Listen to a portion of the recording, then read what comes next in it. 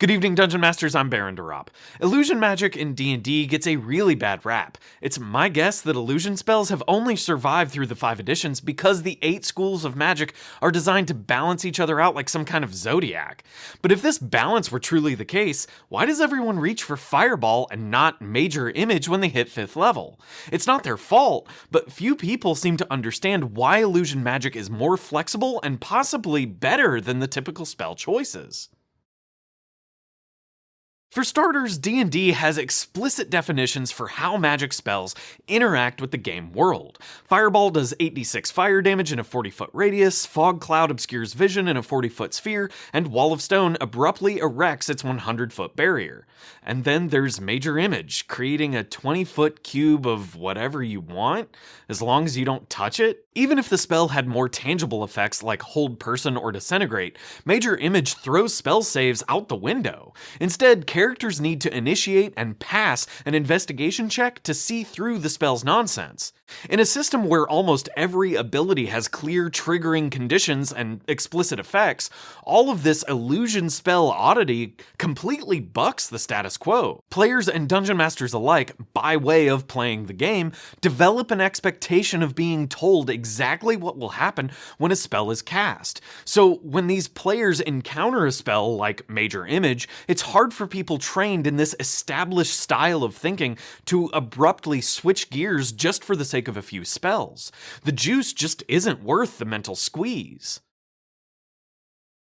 To understand and use illusion magic effectively is to understand a character's fears and desires. When you know what these things are, then you know how to manipulate the world around you to pull at those relevant emotional heartstrings. As an exercise, we can break illusion spells that do this into 3 flavors: obfuscation, misdirection, and forgery. Obfuscation is probably the easiest to get your head around. It's the kind of illusion magic that's good for manipulating the game world so that stealthy or covert activities are further enabled. A good arcane trickster character could use illusions to ditch a few guards. They'd duck into an alley, dive behind some rubbish, and invoke an image of crates surrounding them. Unless these guards are deeply intimate with the trash in that alley, or the alley terminates in a dead end, they'll likely have no reason to investigate the illusionary crates and won't find the character they're looking for. The next flavor is misdirection, which requires a bit more creativity. Misdirection works by reinforcing the goals of an NPC, but in a manner which causes them to become overwhelmed or confused by their own fears or desires. Returning to the chaste arcane trickster, an illusion of this classification would send a series of muddy footprints pattering down the alley and the sound of toppling crates from around the corner at the far end. The arcane trickster knows those guards are chasing them, so they might as well give the guards something to chase. Finally, we come to the forgery. Illusion spells like these hex up some kind of falsehood to bluff against the emotions or fears of nearby NPCs, usually to gain entry or access to something, or to stop other characters from having that access.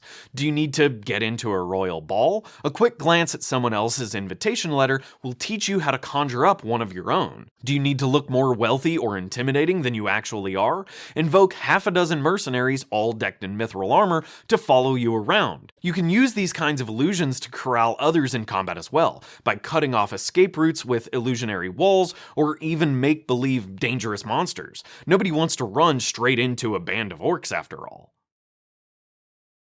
What's most ironically nuanced about illusion magic, however, is knowing how far to alter reality before you've effectively wasted the spell. The more out of place an illusion's effect is from reality, the more likely a character would stop to ponder its true existence. Casting an illusion spell to create a well-lit clearing in a dark wood, decked with exquisite bedroom furniture, will immediately turn heads and invoke investigation from just about any NPC. However, a group of bandits walking by the same clearing with an illusionary toppled tree would likely pay little attention to it. These illusions, which play into established realities of the game world, are most believable and therefore least likely to invoke investigation. This isn't to say illusions shouldn't be wild or insane. They can be. If some sort of fantastical effect has already been established as real, it's entirely plausible for a smattering of illusions to ramp up this fantastical reality's impact.